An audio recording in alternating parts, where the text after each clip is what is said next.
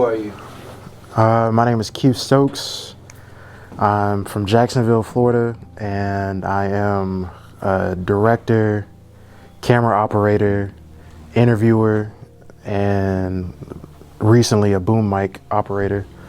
But yeah, that's it for the most part. Where do you get your name from? I get my name from my dad, actually. My full name is, it's gonna be crazy to put my full government out, but Keith Jerome Fraser Stokes II.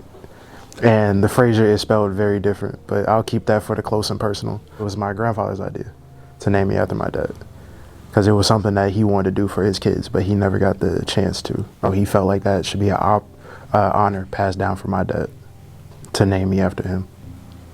Do you feel like you've lived up to that honor of fulfilling that name? I feel like I've definitely made it further than what was, I'm not going to say expected, because I was always held to a highest honor, especially being the only son. But I would say for the most part that my dad is a very kind and personable human being. He does have his flaws like anybody else. But for the most part, I can say if I live like my dad, or if I can even exude the same type of qualities that he has as just a person, I would say that I've done that. What qualities do you feel like you and your father share right now at 21? What's funny is we share a lot, and I hate to see it, but it is how it is. But me and my dad, we have the same, I guess, view on spirituality and God, not even just from his influence, but just from how we think, the way we listen to music, the way we watch movies, the way we talk, laugh, and joke with people, the way that people kind of just gradually gravitate towards us. What qualities do you feel like you have from your mother? From my mother, I feel like I was mostly raised by my mom too, which is the funny part, but I'm not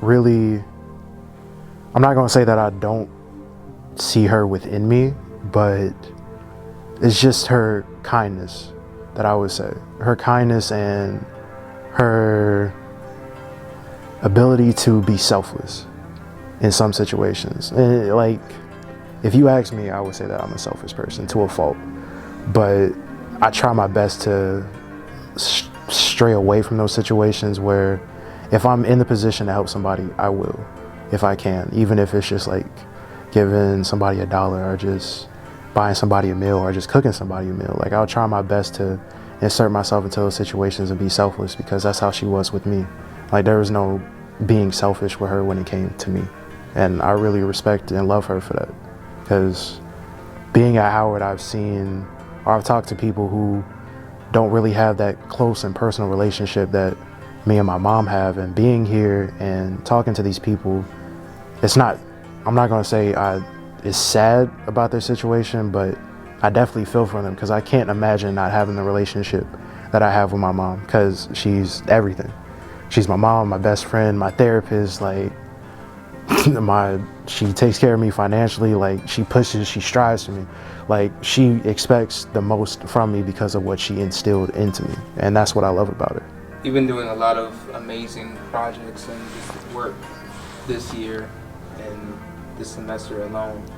When you have good news, who's the first parent that you tell? My mom. My mom is the first person to know about any and everything, even if the project isn't finished, even if we haven't even started production, even if the script isn't written, even if the first DM just got sent. And I think she's the first person that I tell, because about 4 years now, just when I was teetering into turning like 19, I was going through growing pains, pretty much. I was going through depression. I was having anxiety because I didn't know who I wanted to be.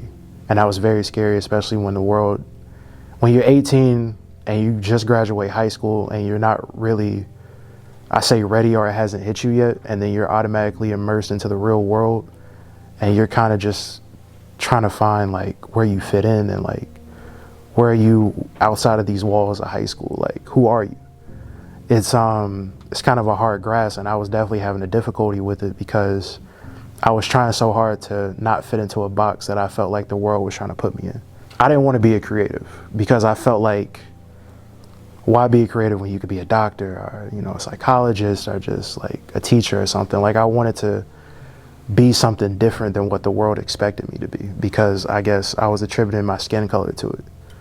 Because I had dreams of being a rapper, now I want to be a director and a filmmaker. Like, I didn't want to strive for that at first, so that really put me in deep depression because I was fighting against my nature.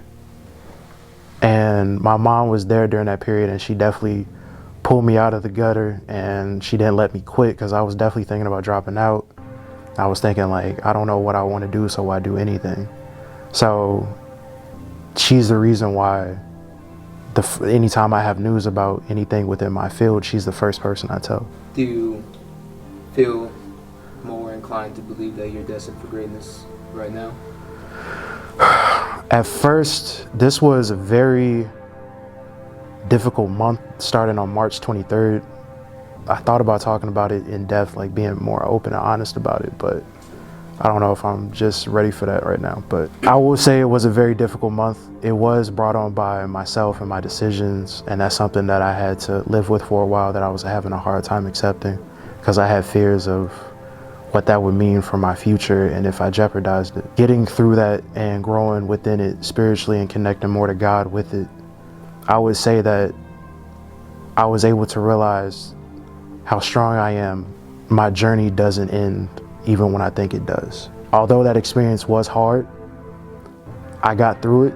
I'm still getting through it, and I see that there is a brighter light at the end of the tunnel. And what do you want to say to the version of yourself you see in November, who's conquered the summer and conquered the first semester of, you know, oncoming school year? What do you want to say to that version of yourself? What I want to say to you is that what we went through doesn't define us. Although we didn't want to attribute it to anything, it definitely was a part of something, and going through that, we learned more about ourselves than we thought we would. We learned more about our spiritual selves than we thought we would. We learned more about God than we thought we would. And I hope that when, Lord willing, if we make it into November, that we're stronger and better than we were before, and that when we look back on this moment, that we'll see that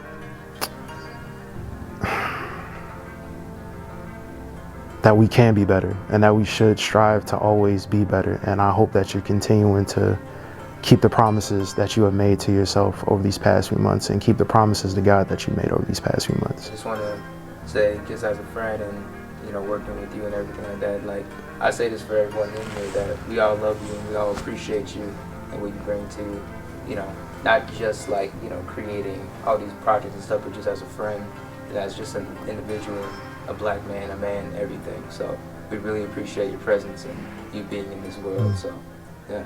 Thanks, man. I really appreciate that, man.